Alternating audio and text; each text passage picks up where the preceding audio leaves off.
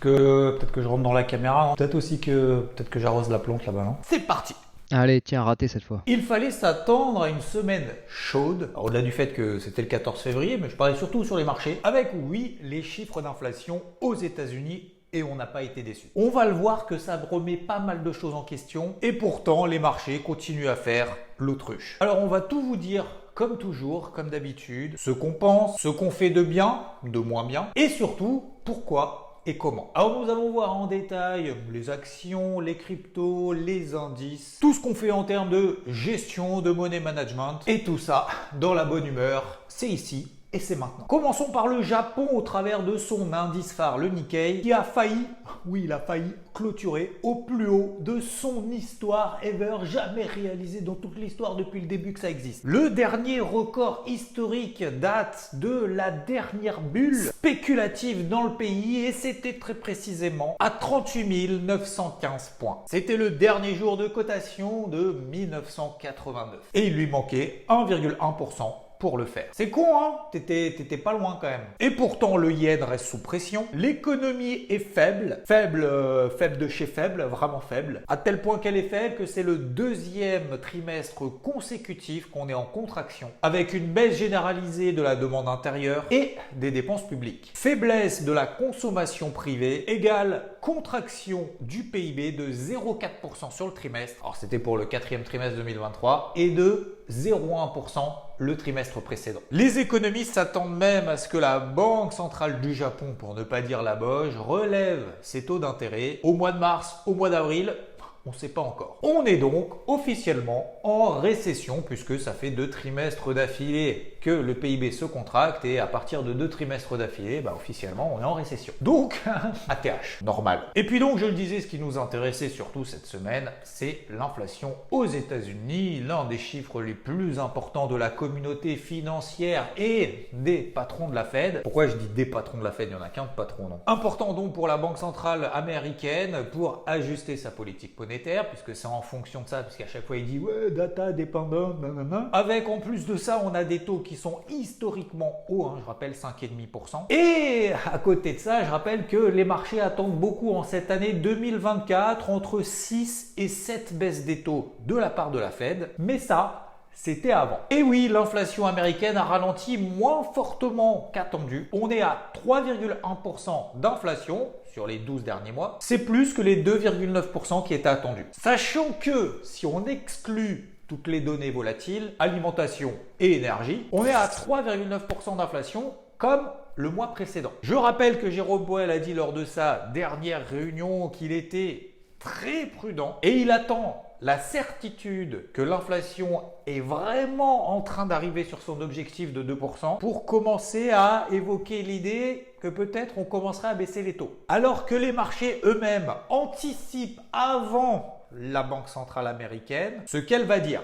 Et avant qu'elle ne le dise. Et qui anticipait, donc je le disais, entre 6 et 7 baisses des taux, mais ça c'était il y a quelques semaines. Et bien aujourd'hui, les marchés revoient leur copie. Ils n'anticipent plus que 4 baisses des taux d'ici la fin de l'année. Alors ça, c'est pas une surprise, je vous l'avais déjà annoncé il y a quelques semaines, cette suranticipation des marchés, pour ne pas dire qu'ils étaient en plein délire. D'autant plus que si on prend la moyenne de tout ce qu'anticipent les membres votants du FOMC, ils ont toujours anticipé 3 baisses des taux en 2024. Ça, le marché, il n'en avait rien à battre. Donc il n'y a plus une première baisse des taux anticipée par le marché pour le mois de mars, plus de baisse des taux anticipée pour le mois de mai. C'est maintenant décalé au mois de juin. En tout cas, d'après les marchés. Alors, pourquoi cette pression sur les prix? À cause du logement, assurance automobile et soins médicaux. Alors la question c'est, est-ce que la Fed va changer de discours et les dot plots vont-ils changer de cap? Powell sera-t-il encore plus prudent qu'il ne l'est déjà? En même temps, c'est compliqué de faire plus. Pourquoi pas être encore plus prudent que la prudence que tu as déjà? Ça, on le saura fin mars. Eh oui, il n'y avait pas de réunion au mois de février parce que au mois de février, il y a ski quoi. Donc réaction logique du marché. Les taux d'intérêt qui avaient déjà commencé à monter se sont enflammés à plus de 4,3% sur le 10 ans américain contre, je rappelle, 3,8% il y a 2-3 semaines. Le dollar américain, logiquement, continue à monter. Bah oui, il se renchérit, puisque le coût de l'argent devrait rester élevé plus longtemps que ce que les marchés avaient anticipé. Et donc, de manière collatérale, baisse des actifs risqués, c'est-à-dire des actions, des indices. Sauf que, regarde, give me les chiffres d'inflation là. Vous êtes qui, monsieur? Moi, qui je suis? I am Captain Bull America. Et ça, c'est mon cigare. Bon, eh bien, d'après mes calculs, l'inflation remonte. Vous avez quand même quelques banques en PLS. Il y a des publications de résultats et des configurations quand même techniques pas ouf. J'en cite quelques-unes, Cisco, Amgen, Intel, Nike. Et les grosses n'arrivent plus à monter, comme Apple, Microsoft. Ouais, ok. Bye, bye, bye, bye. Ah, ok, bye, bye les ATH. Bye, bye. Ah, vous êtes drôle. On s'en fout de tout ça. Les taux, l'inflation, le dollar US, les indices, PER de plus de 20 sur le SP500. Tu te poses trop de questions, guy. On est les maîtres du monde. Première baisse logique de plus de 1% des indices américains suite à ce chiffre d'inflation. On a eu même 4% de baisse sur le Russell 2000 qui est l'indice dans lequel il y a toutes les petites capitalisations américaines, a perdu 4% et tout a été récupéré dans la foulée. Et pourtant, vendredi, on a eu un deuxième chiffre, là encore, qui n'est pas vraiment bon pour l'inflation, c'est l'indice des prix à la production aux États-Unis. Et là encore, c'est un chiffre qui va dans le sens que l'inflation progresse. Plus 0,5% les prix à la production contre plus 0,1% seulement attendu. Et on verra tout à l'heure avec Rodolphe qu'est-ce qu'on fait de tout ça, réaction des marchés, notre avis, les positions qu'on a en cours. Mais avant ça, tout de suite passons aux actions avec Charles. EFT, tu nous mets un panneau qualitatif, d'accord, bien travaillé. T'arrêtes avec tes feuilles, machin là, que tu mets devant l'écran là. C'est pas sérieux. On est des professionnels. Imagine, ça fait quand même plus de 3 ans qu'on fait le débrief hebdo, quoi. Je sais pas si on a level up depuis. Ou si on reste dans la médiocrité de notre technique. Ouais, t'inquiète. J'ai un panneau qualitatif maintenant pour les super transitions. Avec. Putain, ça marche plus. C'est quoi déjà? Je sais même plus. Qu'est-ce qu'on. Les actions? Avec. On sait avec Charles, hein. Et on retrouve tout de suite Charles pour la partie action qui va nous parler de quelques publications de résultats. Alors c'était relativement light cette semaine, mais on a eu aussi quelques mouvements et notamment Jeff Bezos qui s'allège. Exactement, on va démarrer dans la tech américaine. Donc Jeff Bezos, fondateur d'Amazon, a allégé ses positions sur le géant du e-commerce. On s'est délesté d'à peu près 6 millions d'actions seulement en quelques jours. Ça représente tout de même à peu près 6 milliards de dollars. Donc attention, le moral des investisseurs va être un petit peu douché par ces annonces, en sachant que l'action est bien publiée. On évolue proche des ATH, la valorisation est plutôt élevée ces derniers temps. Donc à mon avis, il y a un petit gap qui attend les investisseurs sous les niveaux de cours actuels. Donc attention à quelques prises de bénéfices à court terme suite à ces ventes massives du géant, enfin sur le géant du e-commerce par son fondateur. Donc voilà pour ce premier titre. Après, on va partir du côté de Coinbase, compartiment des crypto-monnaies. Donc là, on a des très très bonnes nouvelles pour les investisseurs. Donc c'était une société qui a été récemment introduite en bourse lors du dernier bull run. On avait que des annonces de pertes, etc., de ralentissement dans ce secteur-là. Il y avait les problématiques réglementaires. Et là, après les bonnes nouvelles du côté des émissions d'ETF, eh bien, Coinbase a annoncé aux investisseurs une première année en bénéfice. Les investisseurs attendaient une perte pour 2023. Et finalement, on affiche un petit résultat net positif de 95 millions de dollars. Donc plutôt bien pour les investisseurs. Et puis, plein d'autres bonnes nouvelles. Maintenant, c'est un acteur systémique Coinbase, puisqu'on le rappelle, c'est le dépositaire pour 8 ETF sur les 11 qui ont été autorisés par la SEC. Ça représente donc à peu près 90% des actifs qui sont déposés pour les ETF. Donc c'est un acteur qui est devenu totalement systémique sur son compartiment crypto-monnaie. Donc Coinbase, acteur majeur. Des bonnes annonces aussi, on va gérer bientôt 200 milliards d'actifs sur la plateforme. On a un EBITDA qui approche le milliard de dollars. Donc voilà, que des bonnes nouvelles pour les investisseurs. On n'attend plus que les replis pour exploiter la tendance, alors qu'on était dans un très gros range d'accumulation ces derniers mois. Donc voilà, que des bonnes nouvelles. Titre à suivre à mon avis ces prochains mois. Ensuite, on va voir Nvidia et on va parler de la comparaison avec Cisco dans les années 2000. Alors Nvidia, il y a plein de choses à dire évidemment. La star de la fin de l'année 2023 et de ce début d'année, il faut le dire, à côté de super microcomputers, c'est Nvidia.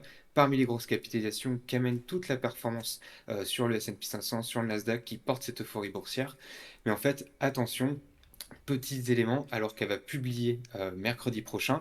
On va avoir des éléments ensemble qui vont montrer qu'attention, Nvidia est peut-être sur la fin du mouvement à court et moyen terme. Rassurez-vous, on ne va pas parler de déchéance d'Nvidia, absolument pas. Mais si on regarde tout simplement Nvidia par exemple avec Cisco, son comportement qu'elle avait eu dans les années 2000, eh ben on voit qu'on est vraiment sur la fin de la courbe à très court terme. Et donc attention aux prises de bénéfices, sachant, je le rappelle, que mercredi 21 février, elle va publier ses résultats. Donc elle est un peu pricée pour la perfection. Donc, ce ne serait pas étonnant d'avoir des prises de bénéfices lors de la publication des résultats, surtout si elle publiait ne serait-ce qu'en ligne avec les attentes. On aurait une déception de la part du marché. Sachant Par que l'action, ailleurs, effectivement, Nvidia, elle a été multipliée par 6 en fait en un peu plus d'un an quand même, hein. c'est ça. Et puis si on regarde aussi, elle a progressé de manière fulgurante dans le classement des capitalisations boursières. Mm. Donc déjà, on le rappelle, dans les 7 mercenaires, Tesla, a été sorti de la liste, on parle plus que des 6 magnifiques, 6 mercenaires. Il n'y a plus Tesla, puisqu'elle s'est fait éjecter du top 10 des grandes capitalisations boursières par Eli Lilly et par Taiwan Semiconductor. Mais par contre, Nvidia, elle gagne des places quasiment toutes les semaines. Mm. Là, elle vient d'éjecter Amazon et Alphabet. Et donc, elle est désormais quatrième derrière Aramco, Mm. le pétrolier saoudien, le grand géant du pétrole au niveau mondial. Et puis après, vous le savez, vous avez Apple et Microsoft. On verra si Nvidia arrive à aller toucher Microsoft dans ces prochains mois. Mais donc, vous voyez, à court terme, belle survalorisation, des courbes explosives, des comparaisons avec, en termes de comportement Mm. boursier avec ce qu'avait fait Cisco dans les années 2000 lors de la bulle technologique, alors qu'il y a une publication de résultats mercredi. Donc un peu de prudence. On rappelle, Rod avait proposé la valeur, il a pris quelques bénéfices. À mon avis, c'est peut-être la meilleure des stratégies à faire avant la publication. Prendre quelques petits bénéfices, comme ça, si jamais elle publie mal, on a gagné un petit peu d'argent et on pourra se repositionner plus bas pour jouer la tendance haussière de long terme. Et si jamais bonne surprise, pas de regret, on est toujours dedans pour aller viser les 1000 $, tout simplement. On va terminer par les positions tout simplement de Warren Buffett sur les marchés. Évidemment, très intéressant de suivre l'oracle d'Omaha. Pourquoi? Gérant star, tout simplement. Et donc, des mauvaises nouvelles en soi pour ceux qui sont actionnaires d'Apple, puisque Warren Buffett a allégé sa position sur Apple. Alors, rassurez-vous, pas des ventes massives. On a allégé seulement de 1% la position totale qu'il détient sur la valeur. Bon, ça représente quand même 10 millions d'actions, donc on n'a pas les mêmes portefeuilles. Donc pour rappel, il a encore une position de 174 milliards de dollars sur Apple, donc il va falloir encore du temps si vous voulez alléger. Mais aussi pas de stress, on sait dans le passé qu'il avait déjà allégé avant de renforcer à nouveau sa position. Mais en fait, il a peut-être pas tort quand on voit que Apple a publié ces derniers mois, ces derniers trimestres, des mauvaises nouvelles concernant sa croissance. C'est pas très étonnant qu'il commence à se désengager un petit peu de cette société qui est en perte de vitesse, alors qu'il a fait des nouvelles annonces qui ont coûté quand même des milliards de dollars en développement. On voit qu'Apple est en perte de vitesse, surtout qu'elle intéresse moins les investisseurs, puisqu'on n'est pas sur la thématique IA. Donc c'est Microsoft, Alphabet ou encore évidemment Nvidia qui profitent de cette thématique. Donc Apple est plutôt mise de côté parmi les 7 magnifiques pour l'instant. Et puis autre allègement auquel il a procédé, HP, moins 78% sur la position qu'il avait. Et il a également allégé de 32% sa position sur Paramount. Donc voilà des éléments intéressants. On voit que ce soit des fondateurs ou des gérants. On ne sait pas si c'est pour quelles raisons ils allègent, hein. Ça peut être fiscal, pour des raisons d'investissement dans du private equity pour Jeff Bezos, pour développer des startups, ou Warren Buffett également pour refaire un petit peu de cash, même s'il en avait déjà beaucoup pour aller autre part. Mais on voit qu'il y a aussi peut-être des raisons, on se dit marché topiche, haute valorisation, euphorie boursière à court terme. Donc pas très étonnant que les gros gestionnaires commencent un petit peu tranquillement à alléger, prendre quelques bénéfices. Alors qu'on le rappelle, la saison des publications de résultats va bientôt toucher à sa fin, avec notamment en point d'orgue mercredi prochain Nvidia. Les considérations macroéconomiques risquent de revenir sur le devant de la scène, notamment avec les prochaines réunions de la Fed. Donc attention dans les dossiers que vous avez sélectionnés ces derniers mois, vous regardez bien les publications de résultats. Si vous avez des bonnes surprises, vous êtes content de ce qu'elles ont publié, vous pouvez a priori les garder, puisqu'elles répondent toujours à vos critères que vous aviez sélectionnés lors de vos investissements. En revanche, si vous voyez que vous avez des déceptions, on a un marché qui est au pitch, les considérations macro vont revenir sur le devant de la scène, donc peut-être s'alléger des dossiers boiteux dans vos portefeuilles. Sachant qu'effectivement, dès que c'est un petit peu moins bon que ce qu'on attend, tout de suite, en fait, c'est sanctionné. Et effectivement, comme tu disais aussi en termes de valo, je suis en train de montrer. Alors, on n'a pas les derniers chiffres de publication d'entreprise. On a grosso modo les 3/4 des publications des entreprises du SP500 qui ont publié. Effectivement, la grande majorité, c'est meilleur qu'attendu. Mais encore une fois, on a des révisions qui sont plutôt à la baisse. En tout cas, il y a 2 fois plus de révisions à la baisse qu'à la hausse en termes de bénéfices nets par action pour le premier trimestre 2024. Et surtout, on a maintenant alors pas une surévaluation, mais en tout cas une évaluation, une valeur du SP500 en termes de PER qui est au-delà des 20, qui est quand même nettement au-delà de la moyenne des 10 dernières années, au-delà de la moyenne des 5 dernières années. Donc il y a toujours cet écart assez important entre l'évolution des anticipations de bénéfices nets par action et l'évolution du SP500 qui est toujours très très haut. Semaine prochaine, effectivement, donc on a pas mal de publications, encore quelques publications de résultats, mais peut-être moins importantes au-delà d'NVIDIA. Je montre ici aussi la saisonnalité pour ceux que ça intéresse. Alors, encore une fois, les performances passées ne présagent pas des performances futures, mais ça donne quand même un petit peu de...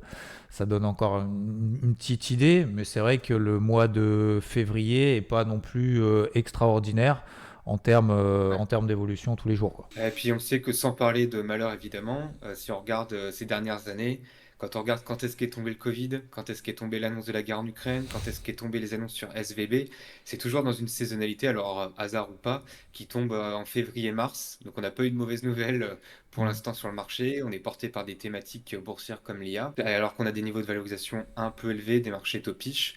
Voilà, c'est pas totalement cohérent avec cet environnement de marché Ouais, et à puis procéder à des allègements. Puis il y a effectivement cette différence, comme tu disais aussi, entre les publications d'entreprises, peut-être qui drivent le marché, et tant mieux encore une fois, ou tant pis, enfin bon, peu importe, et cette logique en fait macro qui est complètement finalement décorrélée en fait de cette évolution des marchés qui sont, excusez-moi du terme, mais qui s'en tapent royalement en fait, qu'il y ait de l'inflation, pas de l'inflation, qu'on révise de cette baisse des taux à 4 baisses des taux, finalement en 2024, finalement en fait le marché s'en fout. Mais voilà, encore une fois, le marché a probablement effectivement raison. Mais il y a quand même quelques moments, effectivement, les grands, et je pense que c'est intéressant de le savoir. Pour quelles raisons? Après, encore une fois, à un moment donné aussi, il faut prendre des bénéfices. Mais c'est vrai que c'est intéressant aussi de voir que les grands, que ce soit les Warren ou que ce soit les Jeff Bezos, qui aussi, de temps en temps aussi, savent prendre des bénéfices lorsqu'on sait que les arbres ne montent pas jusqu'au ciel et que on a eu quand même une année 2023 assez exceptionnelle dans une logique quand même de remontée des taux assez folle, quoi. Et tout de suite, on se retrouve avec Rod pour la partie indice, la partie stratégie, la partie gestion notamment de nos émotions. Salut Rod. Salut tout le monde, salut Xav. T'as une belle casquette, je trouve. Hein. Elle est pas trop assortie au temps actuel, mais bon, je lui fais confiance. Bon, moi, vous ne voyez pas, mais j'ai la casquette transparente, c'est la casquette verte, puisqu'on va essayer de répondre à la question. Enfin, c'est même pas on va essayer, c'est on va répondre à la question, est-ce qu'on change de casquette ou pas, par rapport à tout ce qu'on vous dit, toujours, encore une fois, en temps réel, et notamment au travers du dernier débrief hebdo, où on disait avoir justement cette casquette rouge avec des indices européens qui sont plus faibles que les États-Unis. Mais en fait, cette semaine, ça a été l'inverse, puisque si on regarde finalement sur la semaine, on a les indices américains qui ont fini dans le rouge, petit rouge, sur la semaine, et les indices européens plutôt verts. Donc, est-ce qu'on a changé? Est-ce que notre comportement change? Est-ce que nos stratégies changent? Aujourd'hui, quelle est la situation? Alors, situation point clé. Est-ce qu'on peut changer? Est-ce que vous pouvez changer d'émotion, d'exposition, de psycho, tout d'un coup, parce que le DAX a pris 100 pions ou parce que les US ont perdu 200 pions? Je pense globalement qu'absolument non. Donc moi, je vous l'ai dit, il n'y a pas grand-chose qui a changé par rapport à la semaine dernière en termes d'indices. Toujours casquette rouge pour ma part. Donc je vous redonne les zones rapidement, qu'on soit clair, net, précis. Et après, éventuellement, je vous dirai comment, parce qu'actuellement, ça demande patience, persévérance, discipline. Est-ce que ça va payer ou pas? J'en sais rien. D'habitude, ça paye de manière assez intensive. Là, c'est clair que c'est long. Le DAX, tout simplement, clairement, ça fait depuis décembre que je vous parle de mon porte-voix. On a fait hier, semaine dernière, le porte-voix au point près, qui correspond également à la BB haute daily cash fermée. C'était les 17 002. On les a fait. Pour l'instant, il y a un petit retracement dessous. On n'en sait rien. C'est compliqué, c'est long, c'est chiant. Perso, j'ai absolument pas changé mon expo pour IVT. Toujours vendeur DAX, toujours vendeur d'eau. Alors, pour ma part, personnellement, est-ce que je vais continuer à travailler ma position en l'intensifiant au point près, parce que c'était au point près qu'il a touché le haut du porte-voix journalier? Oui, je l'ai fait. Après, on s'en fiche. Le but, c'est pas de savoir qui a la plus grosse expo. Le but, c'est de savoir que c'est une zone qui est longue, qui travaille. De toute façon, le swing, on le sait très bien, et ça a été la même chose en bas. On en parle souvent, mais c'était la même chose en bas. En fait, on a travaillé pendant un mois On s'est même fait peur quand même sur le DAX. On avait perdu 500 points par rapport justement au bas de ce porte-voix. Si derrière justement on lâche tout en disant bon bah on a perdu 20%, donc derrière on va reperdre 15%. Et il faut aussi se projeter le coup d'avance, c'est-à-dire peut-être dans 3 mois, on se dira on aura perdu 1000 points, 1200 points, 1500 points. Ah bah, on était Alors, tout là-haut, on a stressé, on a tremblé, alors qu'en fait pas du tout, mais après c'est une question aussi de d'exposition, de gestion d'exposition. Et le problème c'est qu'il y en a en fait qui savent pas gérer et qui sont systématiquement dans l'impression que faut avoir raison tout de suite. moi, j'ai beaucoup de choses à dire par rapport à ce que tu viens de dire au final. Même si le plan est long, d'accord? Moi, depuis décembre, sur tout IVT, je fais des vidéos. J'aurais peut-être dû attendre. Finalement, on pouvait et on va peut-être faire une fausse sortie haussière de ce porte-voix, une réintégration, comme on l'a fait à l'en-bas, mais à l'envers, d'accord? Pour l'instant, ils sont arrêtés au point près. Donc, pour l'instant, ils ont été d'une propreté absolue. Mais moi, je tiens quand même à répéter, même si c'est long, pourquoi perso, je suis patient, discipliné, persévérant. Pourtant, pourquoi psycho, ça ne m'impacte pas? Parce que pour l'instant, que ça soit sur le dos ou le DAX, on n'a pas été dépassé. On a connu des plans swing dans le passé où on a été beaucoup plus dépassé, comme en bas, par exemple. Enfin, en bas, j'ai tellement attendu que j'ai même pas été trop dépassé. Mais il y a 2, 3, 4, 5 ans où on était beaucoup plus dépassé avant de revenir dans la course. En plus, là, il y a même pas de volatilité, quoi. C'est-à-dire qu'en fait, c'est le gros problème du moment. Ouais, ce qu'on disait déjà la semaine dernière, il y avait 100 points de volatilité sur le DAX. Bon, bah là, effectivement, ça monte un peu. On voit tout de suite. En plus, ces points de repère des bandes de Bollinger, pour rappel, les bandes de Bollinger, c'est une enveloppe, d'écart type par rapport à une moyenne mobile à 20 périodes. Et ça couplé à de la volatilité. Et en fait, on voit que ces bandes de Bollinger, justement, sont en train de se resserrer un petit peu partout. Que ce soit sur le DAX, on parlait aussi du dos. Voilà, le dos, on a aussi les bandes de Bollinger qui sont en train de se resserrer. Donc, il y a une compression qui est en train de s'opérer. Alors après, je sais que tu prêtes pas trop attention à la macro, mais même si c'est important de comprendre le contexte, on voit qu'il y a un élastique qui est tendu, même en termes de valo, quoi, sur ces niveaux-là. Il y a un élastique qui est fortement tendu. Là, tu montes le dos. Donc, moi, le dos, je vous ai dit, entre 38 500 et 39 000, on est remonté à 38 008 hier, je crois, avant de reperdre 200 points. C'est la zone que je vends. C'est une zone que j'attends depuis 5 mois et je continuerai de la vendre. Que ça plaise ou pas, je m'en fiche. J'assume, je la vends. C'est une zone que j'ai trouvée il y a longtemps. Je la vends. Maintenant, comme tu l'as dit, il n'y a pas de volatilité. Donc, quand il n'y a pas de volatilité, ça use le moral, ça use la patience et on s'ennuie. Et donc, du coup, quand on s'ennuie, on a envie de cliquer. Mais surtout important, quand on est en swing comme ça, on a décidé d'une stratégie swing. Et moi, quand je décide d'une stratégie swing, je peux moins aller sur l'intraday. Bien évidemment, pendant toute la hausse, on pouvait acheter en intraday. Après, quand j'arrive sur des zones clés majeures, je me retire un peu de l'intraday et je passe en swing. Donc, forcément, quand c'est aussi long qu'actuellement, et du coup, c'est vrai qu'en intraday, tous les supports, regardez, on a fait un support 16 008, c'était la MM20 journalière sur le DAX, 16 830 ou 40, on pouvait payer en intra. Sauf que moi, je me suis engagé à tenir un haut swing. Donc, je ne peux pas aller dans les deux sens, sinon à la fin, je serais perdant. Surtout quand tu dis, effectivement, c'est-à-dire que si tu commences à faire de l'intraday à l'achat en étant en swing vendeur, si ça pète les 16 008 qu'on te retrouve à 16 500, tu te retrouves acheteur pendant la descente. Et finalement, tu payes tous les points et tu dis, en fait, ma stratégie initiale était bonne et tu te retrouves à faire l'inverse de ce que tu pensais avant, quoi. Exactement. Et sur le DAX, tu peux t'en sortir, mais sur des indices comme le Dow Jones, tu te retrouves à payer 38 002, te retrouves à payer 37 500, 36 000 alors que tu étais vendeur en haut. Donc, au final, tu broutes le mammouth et en broutant le mammouth, tu fais rien de bon et tu perds tout. Donc, comme tu l'as dit, après, je te laisse parler, il n'y a pas de volat. Et en fait, qu'est-ce qui est dangereux quand il n'y a pas de volat? C'est que souvent, le trou ou l'inversion va se faire sur un élément anxiogène pendant que vous êtes en train de dormir, pendant que vous êtes aux toilettes, pendant que vous êtes au resto, pendant que vous êtes sous la douche, pendant que vous êtes en train, comme Zab, de faire un petit footing. Et donc, du coup, quand cet élément anxiogène il arrive, toute la volat s'envole. Et si tu n'es pas un peu dedans préparé à l'avance, c'est mort. Mais surtout aussi ce que tu disais, c'est-à-dire c'est pas comme si c'était en mode permabère ou quoi que ce soit pendant des mois, pendant des semaines, pendant des années. C'est-à-dire qu'en fait, ce niveau-là, on payait effectivement en fin d'année dernière, quand tout était au plus mal, entre guillemets. Les indices américains, il ne faut pas oublier quand même que le Dow, il vient de prendre 20%. C'est même pas 20% en 6 mois, c'est 20% en ligne droite. Et qu'on a justement attendu ces zones clés. Alors, voilà, il y a toujours des indices qui sont forts, il y a toujours des indices qui sont faibles. Je me permets de faire une petite aparté, notamment sur le CAC, par exemple. Le CAC, en fait, c'était un indice que je vendais tout au long de l'été, pendant 6 mois, il n'a pas bougé. Enfin, il n'a pas bougé. Il a fait 7005, 7100. Donc, on a fait tous les allers-retours.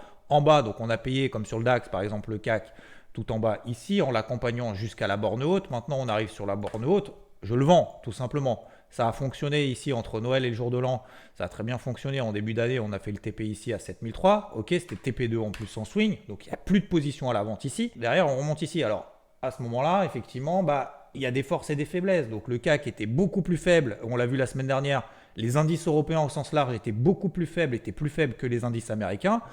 Cette semaine, c'est un peu l'inverse. On a le CAC qui a été propulsé et aidé, alors que ce soit le secteur du luxe. On a eu Michelin aussi qui a fait une très belle semaine, etc. C'est un indice un peu plus fort. Donc là, je me suis coupé, on va dire, une partie de position pour justement pouvoir conserver notamment ce plan vendeur. Peut-être qu'on va aller à 7009, peut-être qu'on va réintégrer. Mais le projet, le but du jeu, en gros, là, c'est de se dire, ok, on va être un petit peu patient. Il n'y a pas de volatilité intraday. Et si on a des signaux peut-être un petit peu plus forts, et c'est comme je le disais cette semaine sur IVT, notamment par exemple sur le SP500, si on passe sous des polarités, des zones clés, horaires, etc., à ce moment-là, on pourra réactiver de l'intraday. Mais là, on est obligé dans cette stratégie-là, même si d'ailleurs on était acheteur, j'ai n'importe quoi, admettons sur ces niveaux-là, même là, ce serait quand même très compliqué toujours de faire de l'intraday à l'achat, puisqu'on a vu, mardi, on a eu les chiffres d'inflation, on en a parlé juste avant, c'était pas bon. Le marché derrière il a perdu 1,5%, on a perdu 4% sur le Russell 2000. Donc, et puis derrière finalement ça remonte. Donc voilà, le marché est très, comme tu disais, c'est news exogène, très, et on en parlait aussi ensemble, c'est-à-dire c'est très violent d'un coup, puis après en fait il se passe plus rien pendant des heures. Et le fait de ne pas faire de l'intraday, je pense qu'effectivement il y en a beaucoup qui s'ennuient, qui se disent, ils regardent les bougies 5 minutes, ah ça va dans mon sens, ça va pas dans mon sens, et finalement en fait on se pose beaucoup de questions, quoi. Alors Après, c'est peut-être là qu'il faut pas s'en poser. la période actuelle, elle n'est pas simple, autant où c'est long. Pour Ouais. le CAC, comme tu disais, il y a des résultats qui sont tombés, qui sont devenus un peu plus chiants. Sur le DAX, finalement, SAP et Siemens, elles végètent un peu, mais elles ont permis de rejoindre le haut du porte-voix. Et donc, du coup, cette patience, elle fait que parfois, on a envie de péter un plomb et de changer complètement de Ouais. psycho. C'est comme la meuf. Le mec, tu le cours après pendant 6 mois. Tu lui envoies des beaux SMS, tu lui payes un bon resto, des belles fleurs, tu fais tout pour elle, d'accord? Et puis finalement, il ne se passe jamais rien. Si 6 mois plus un jour, tac, tu changes, ça m'a saoulé, j'essaye de conquérir ou draguer une autre fille. Puis finalement, ça se passe plutôt pas mal. Et puis 2 jours après, tu reçois un texto de l'autre qui commence à t'ouvrir un peu les portes. Mais en fait, tu as sauté sur un autre truc. Au final, le truc, parfois, ça part en cacaboudin. Et en fait, tu avais tout qui arrive. Donc, oui, on est sur un moment clé, malheureusement, où je ne vous dis pas qu'on aura raison. Mais tant que la fille nous a pas mis un stop-loss, genre un texto, lâche-moi, laisse-moi tranquille, tu me saoules, je ne suis pas intéressé par tes avances. C'est Ou ça, le c'est que marché c'est pas nous- clair. C'est pas pas clair en clair. fait la situation actuelle, quoi. Il n'y a pas Voilà, vraiment où le marché ne vous d'invalidation dit globale. pas, bon, arrête de vendre, ton haut de porte-voix, il te fait un gros doigt et la zone sur le Dow Jones, elle ne marche pas. Tant que le marché ne m'indique pas ça, changer maintenant de psycho, de casquette ou complètement changer d'exposition, je sais qu'à terme, je vais me prendre le double effet qui se coule. Ouais, puis même, il y a même pas d'éléments. Alors, encore une fois, je sais que ouais, tu regardes pas trop la macro, mais il y a pas. Au contraire, c'est-à-dire qu'aujourd'hui, on a des reconsidérations quand même assez importantes, et ça, je vous en parle quand même depuis des semaines, que le marché est dans un plein délire en termes de cette baisse des taux cette année et tout. Alors, ça veut pas dire que forcément la Fed ne va pas baisser les taux, donc forcément que le marché va baisser, mais il n'y a pas eu de changement en fait de contexte et d'environnement, que ce soit en termes de valo, de publication d'entreprise, elles sont bonnes, mais on est globalement dans la moyenne, des survalorisations, on est sur des zones de résistance clés, on ne peut pas changer. Mais après, il faut bien évidemment toujours pouvoir ajuster son curseur en fait. Et ça, je pense que c'est... On parle souvent du money management, c'est un gros mot, ça veut tout dire et rien dire, on met toujours derrière le money management et tout. Mais encore une fois, comme tu l'as fait et comme on l'a fait, c'est progressif quoi, pour le moment. Donc il y a des moments où ça baisse un peu, tu peux alléger, tu peux travailler cette position. Mais même cette semaine, voilà, on a perdu 1%, on l'a regagné et on a vu vendredi. La séance, on se dit, ouais, vendredi, ça y est, tout va exploser tout. Finalement, les indices américains finissent dans le rouge.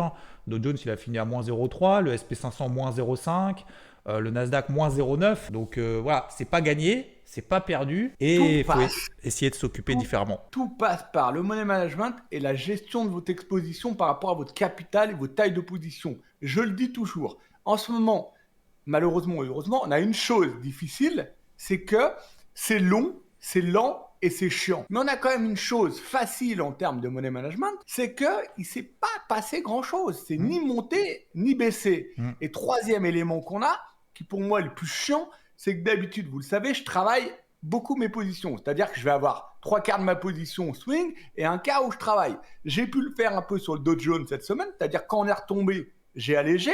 Et quand c'est remonté, j'ai revendu. Donc vous savez que je suis revenu à la même exposition vendeuse sur le Dow Jones que j'étais en début de semaine, alors qu'entre-temps, j'avais pu alléger 15% exactement. J'ai rien à cacher. Je suis passé de 100 à 85. J'ai pas pu alléger plus, je voulais alléger 25 parce qu'on n'est pas allé sur les 38 000. Et en remontant, j'ai revendu. Donc pour moi, c'est ça le plus difficile en ce moment, c'est cette absence complète de volat qui, même à l'intérieur de ma position, m'empêche de faire travail de position qui pour moi est essentiel parce qu'en fait, il finance le jour où ça merde. Donc, vous l'avez compris, pas de changement de casquette. On reste toujours dans cette ligne directrice. Ça n'a pas changé. Contre vents et marées, contre impatience, contre mauvaise gestion du capital. Tant pis, après chacun est responsable. Encore une fois, on vous dit ce qu'on fait en temps réel avec les bons, les mauvais moments, les difficultés, les phases faciles. Il faudra bien évidemment, après que tous les indices nous confirment tout ça, on a quelques petits points de repère. Des moyennes mobiles à 20 jours, par exemple, notamment sur les indices américains. Il faudrait qu'on s'installe là en dessous pour commencer à donner des signaux baissiers. On a après des indices qui sont plus forts que d'autres, donc il faut également se dire, voilà, on allège un petit peu d'un côté, on revient de l'autre. On peut travailler certaines positions lorsqu'on a un peu de vol, notamment sur le dos. Mais pour le moment, rien n'a changé pour nous. Tu avais quelque chose à rajouter, Rod? On passe à la partie crypto. Un très bon résumé global de tout. Voilà. Crypto. Tu changes pas de casquette, Rod, pour la partie crypto? Garde la même. Si, attends, bouge pas, je reviens. Je vais chercher les autres. Ah voilà, casquette transparente aussi. On a toujours des marchés qui sont quand même assez soutenus. On parlait souvent de corrélation entre les marchés tradis, marchés crypto. Il y avait un peu de retard. On en parlait notamment la semaine dernière aussi.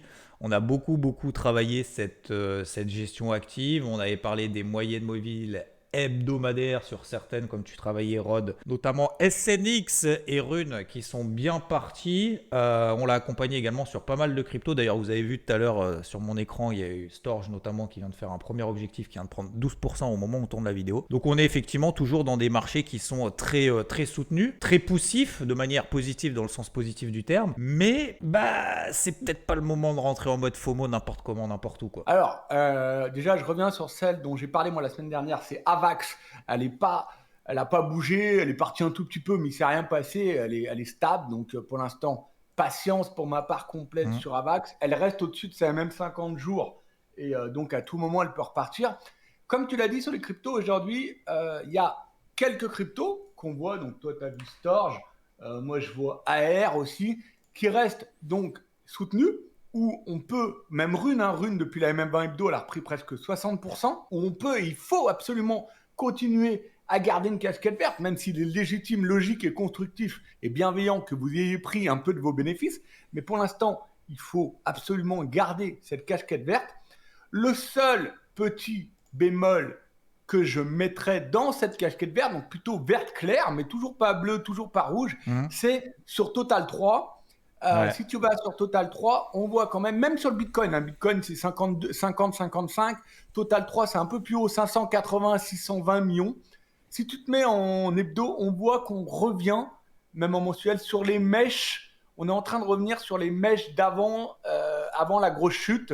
Donc, il va falloir se méfier un petit peu. Ça ne veut pas dire que tout va s'effondrer, mais ça veut dire que... non, ça veut dire qu'on peut faire une petite latéralisation pendant quelques temps, quoi. Petite latéralisation, mais surtout, on peut aussi, ce qui serait légitime, donc tu vois, regarde toutes les mèches qu'on a mai 2021, août 2021, janvier 2022. Tu vois, toutes ces mèches, ça te donne quand même une zone autour des 600, 580, 650, où plus on va s'approcher des 600, et plus, à mon avis, il faut avoir pris un peu quand même pas mal de bénéfices et lever un peu les crayons. Ça ne veut pas dire que ça ne peut pas continuer, mais voilà, 55 le Bitcoin, 600, il va falloir être plus calme et attendre. Alors, soit ça va dire observer, il va se passer une consolidation haute horizontale, mais là, on l'a déjà eu lieu, donc une deuxième, ça me semble un peu moins probable. Mais il faut quand même faire attention à l'approche de ces zones parce que j'estime qu'à tout moment, je sais pas quand, c'est peut-être semaine prochaine, c'est peut-être dans 2 mois, dans 3 mois. On connaît les cryptos. Moi, j'ai arrêté de me faire des délires sur les cryptos. À tout moment, un matin, ça peut faire moins 30, moins 50 de partout. Et du coup, Total 3, aller chercher la MM50 hebdo. Ce qui est important, c'est que faut être toujours pareil en fait, faut être actif dans les moments clés, lorsque effectivement on tremble, etc. D'ailleurs, c'est l'inverse qu'on est en train de faire en fait sur la partie notamment indice. Ici, on a été très actif, on l'a accompagné. D'ailleurs, tu viens d'en parler, effectivement, il y a Storj par exemple qu'on a payé là cette semaine encore, et il y a certaines cryptos qui sont dans des espèces d'étaux de compression qui partent à un moment donné, les unes après les autres, mais globalement, il y a la dynamique, notamment sur le Bitcoin. Voilà, on a fait 50 000, c'est ce que je disais, c'est que short squeeze possible jusqu'à 50 000, voire même un deuxième jusqu'à 52. Là maintenant, est-ce qu'on va faire 52, 56, 58? C'est peut-être un petit peu tardif, donc vaut mieux avoir pris des bénéfices un peu, 30, 40, peut-être parfois 50% sur des plus 10, plus 20, plus 40 comme on l'a fait cette semaine. Cette semaine, on a liquidé quand même pas mal de choses, notamment Solana, 117, on a pris 40%, on a payé à 85, 117, c'est pas là qu'il faut se réveiller. Donc il faut, dans les moments aussi positifs, se dire ok, je prends cette décision de clôturer mes positions en gain et si ça continue à monter, j'ai le reste qui court, et si ça rebaisse, j'ai la main sur mon cash, sur mon capital, sur ma gestion active pour pouvoir en prendre quand les autres se feront liquider finalement. Et les soldes que tu gardes, ils permettent de profiter d'une casquette verte foncée sur celle où il y a encore du momentum intéressant. Tu prends les CHR, AGIX, AR, Storj, tu as encore un momentum haussier très important qui fait que ces Total 3, qui a toutes les cryptos sauf Bitcoin et ETH, continue de grimper, jusqu'à 550, 580, 600.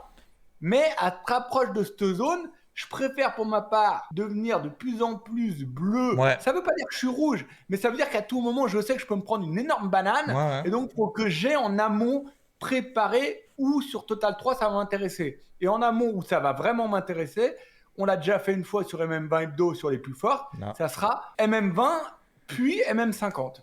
MM50, ouais. MM50 weekly notamment. Encore une À fois, mon avis, ça va se faire. Tu vois, la on peut grappiller, mais disons que même là, en fait, il y a moins de volatilité aussi, quoi. C'est-à-dire qu'en fait, il faut être vraiment sur les bonnes au moment où ça part. Comme par exemple Storj, effectivement, elle n'a rien fait. En fait, ça fait quand même 20 jours qu'elle fait plus rien.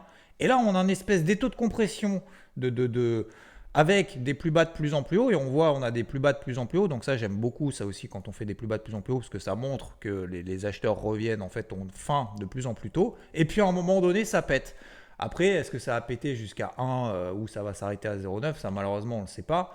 Mais c'est vraiment des décalages spécifiques maintenant qu'on cherche. On a travaillé, on laisse courir pour grappiller, comme l'a dit Rod, un peu plus longtemps, parce que c'est la dynamique aujourd'hui. Mais effectivement, casquette verte un peu plus claire, quoi. Mais à mon avis, il faut que tu continues à travailler les trucs qui pètent jusqu'à quand on s'approche des 580, 600 millions sur Total 3.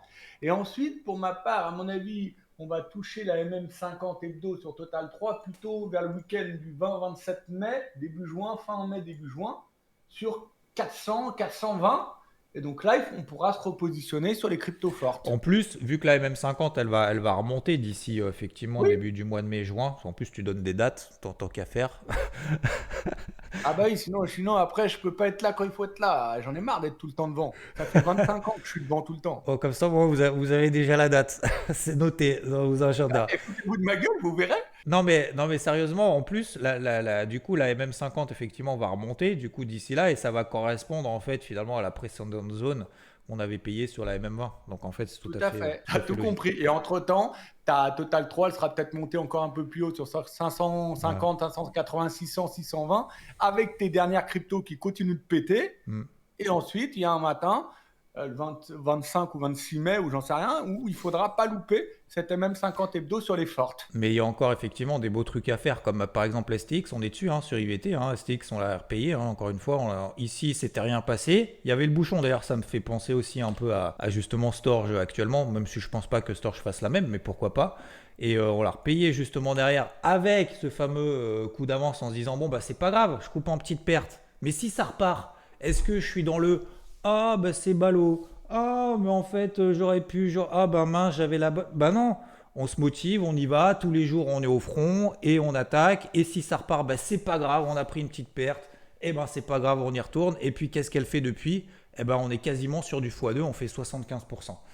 Donc il faut pas systématiquement regretter les erreurs qu'on fait, quoi. Bah non, on en fera tout le temps. Vous êtes chiant avec ça. Putain, il y a un moment, 90% ça marche forcément.